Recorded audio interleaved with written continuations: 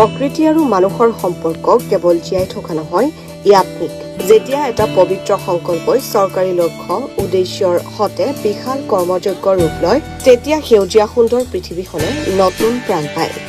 যোৱা 5 জুনৰ বিশ্ব পৰিৱেশ দিৱসৰ দিনা DHS কানৈ মহাবিদ্যালয় আৰু ডিব্ৰুগড়ৰ অগ্ৰণী স্বাস্থ্য চৰ্চা কেন্দ্ৰৰ ষ্টেপফিট যোগ কেন্দ্ৰৰ যৌথ উদ্যোগত আৰু বিভিন্ন অনুষ্ঠান প্ৰতিষ্ঠান ব্যক্তিৰ সহযোগত এক ব্যতিক্ৰমী মহৎ কাৰ্যসূচী 5,000 মহানীম পুলি ৰোপণ আৰু সংৰক্ষণৰ এক সংকল্প লোৱা হৈছিল।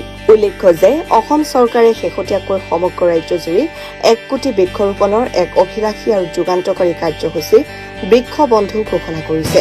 চৰকাৰৰ এই মহৎ প্ৰয়াসক আদৰণি জনাই আৰু সমাজৰ প্ৰতি থকা নিজৰ দায়বদ্ধতাক পুনৰ প্ৰমাণ কৰি কানৈ মহাবিদ্যালয় আৰু ষ্টেপফিট যোগ কেন্দ্ৰই এক ঐতিহাসিক তথা প্ৰশংসনীয় সিদ্ধান্ত গ্ৰহণ কৰিছে। দুয়োটা অনুষ্ঠানে আনুষ্ঠানিকভাৱে ঘোষণা কৰিছে যে তেওঁলোকে পূৰ্বৰে পৰা চলাই থকা এই 5,000 মহানিমৰ পুলি ৰোপণৰ কাৰ্যসূচী কেতিয়াৰে পৰা চৰকাৰৰ বৃক্ষবন্ধু কাৰ্যসূচী অন্তৰ্ভুক্ত কৰি তাৰে অংশ হিচাপে আগুৱাই লৈ যাব। প্ৰকৃতিৰ কোনো বেৰা নাথাকে আৰু সেউজীয়া কৰাৰ সংকল্প কাৰো অকলে হ'ব নোৱাৰে। চৰকাৰৰ বৃক্ষবন্ধু কাৰ্যসূচীয়ে সমগ্ৰ অসমক সেউজীয়া কৰাৰ যি সপোন দেখিছে, সেই সপোনক 5,000 নিম পুলি ৰোৱাৰ সংকল্পই আগুৱাই নিয়াৰ প্ৰয়াস কৰিছে এই দুই অনুষ্ঠানে। এই দুয়োটা অনুষ্ঠানৰ উদ্যোগত ইতিমধ্যে ডিব্ৰুগড় চহৰৰ মানকটা প্ৰশান্তি পথত 68 জোপা মহানিম পুলি ৰোপণ কৰাৰ পিছত পৰৱৰ্তী সময়ত চলব্ৰুক একাডেমীৰ চৌহদ, ডিব্ৰুগড় প্ৰেছ ক্লাব চৌহদ, তুলসী গাঁও, ফুলবাগান, ন্যায়ালয়ৰ চৌহদ, লীলা গগৈ পথকে ধৰি ডিব্ৰুগড় চহৰৰ বিভিন্ন অঞ্চলত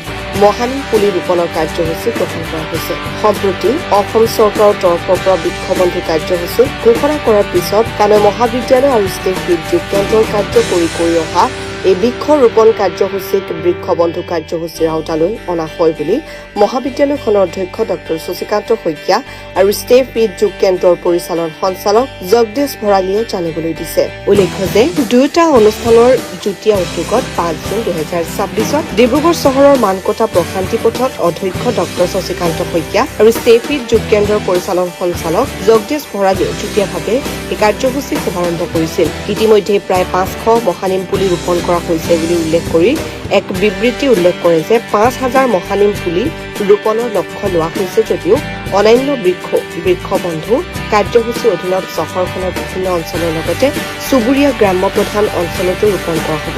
এই বৃক্ষৰোপণ কাৰ্যসূচীত ইতিমধ্যে ডিব্ৰুগড় জিলা ন্যায়াধীশ মৃদুচন্দ্ৰা বৰদলৈ লগতে প্ৰাক্তন জিলা পৰিবহণ বিষয়া সঞ্জীৱ হাজৰিকা, চলব্ৰুক একাডেমীৰ সঞ্চালক অশ্বিনী দুৱৰাৰ উপৰিও অনেক গণ্যমান্য ব্যক্তিয়ে এই বৃক্ষৰোপণ কাৰ্যসূচীত অংশগ্ৰহণ কৰি পূৰ্ণ সহযোগিতা আগবঢ়াইছে। উল্লেখ্য যে অসম চৰকাৰে 15 জুলাইৰ পৰা 31 জুলাইলৈ জব কাৰ্ডধাৰী পৰিয়ালৰ শিক্ষাৰ্থীসকলক এই বৃক্ষবন্ধু কাৰ্যসূচীত পঞ্জীয়ন কৰাবলৈ এক অনলাইন পৰ্টেল মুকলি কৰিছে। আনহাতে 6 আগষ্টৰ পৰা 11 আগষ্টলৈ বন বিভাগে পঞ্চায়তসমূহৰ লগতে আন শিক্ষানুষ্ঠান তথা অনুষ্ঠান প্ৰতিষ্ঠানক বিভিন্ন প্ৰজাতিৰ গছ পুলি প্ৰদান কৰাৰ দিহা কৰিছে।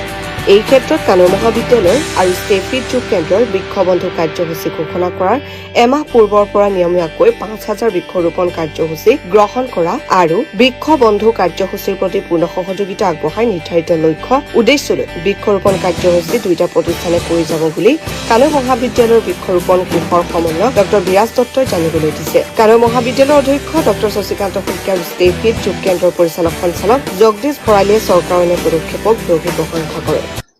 অতি ভাল লাগিছে যে অসম চৰকাৰে এটা সুন্দৰ কাৰ্যসূচী গ্ৰহণ কৰিছে আৰু এই কাৰ্যসূচীটো বৃক্ষবন্ধু ৰূপে সমগ্ৰ অসমতে এতিয়া জনপ্ৰিয় হৈছে।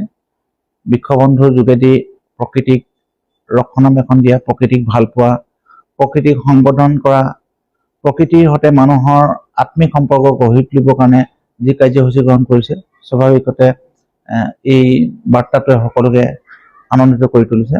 আমি সকলোৱে জানো যে প্ৰকৃতি নহলে মানুহ থাকিব নোৱাৰে, প্ৰকৃতি নহলে আচলতে আমাৰ কোনো জীৱই আমি জীয়াই থাকিব নোৱাৰিম। গতিকে প্ৰকৃতিৰ ওপৰত আমি নিৰ্ভৰশীল। গতিকে প্ৰকৃতিক সংবৰ্ধিত কৰি সুন্দৰভাৱে আগুৱাই নিবৰ কাৰণে অসম চৰকাৰে বৃক্ষবন্ধু ৰূপে কাৰ্যসূচী এটা গ্ৰহণ কৰিছে। এই কথা আমি কৈ গৌৰৱবোধ কৰিছোঁ যে 5 জুন 2026 চনৰ পৰা আমাৰ কানৈ মহাবিদ্যালয় আৰু ষ্টেপফিট যোগ চেণ্টাৰৰ উদ্যোগত আমি এটা ক'বলৈ গ'লে ব্যয়বহুল কাৰ্যসূচী আমি লৈছিলোঁ আৰু কাৰ্যসূচীৰ অধীনত 5,000 নিম পুলি ৰোপণৰ কাৰণে আমি সিদ্ধান্ত গ্ৰহণ কৰিছিলোঁ। ডিব্ৰুগড় চহৰৰ লগতে ডিব্ৰুগড় চহৰৰ কাষৰীয়া গাঁও অঞ্চলসমূহতো আমি এই মহানিমৰ পুলি ৰোপণৰ কাৰণে সিদ্ধান্ত গ্ৰহণ কৰিছিলোঁ। আৰু এই ক্ষেত্ৰত মই ধন্যবাদ জনাব লাগিব জগদীশ ভৰালীক।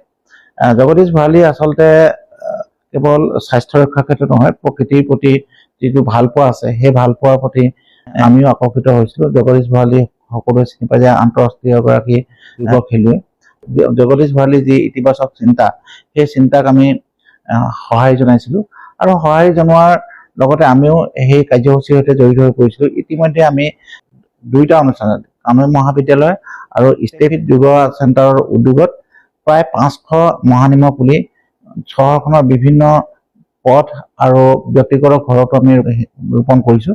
গতিকে মই এই কাৰ্যসূচী চলাই থকাৰ মাজতে যিহেতু অসম চৰকাৰে বৃক্ষবন্ধু কাৰ্যসূচী এটা লৈছে যে বৃক্ষ ৰোপণ কৰিব লাগে, আৰু সেই কাৰ্যসূচীটো আমি 2টা অনুষ্ঠানে পূৰ্ণ সহযোগিতা আগবঢ়াম।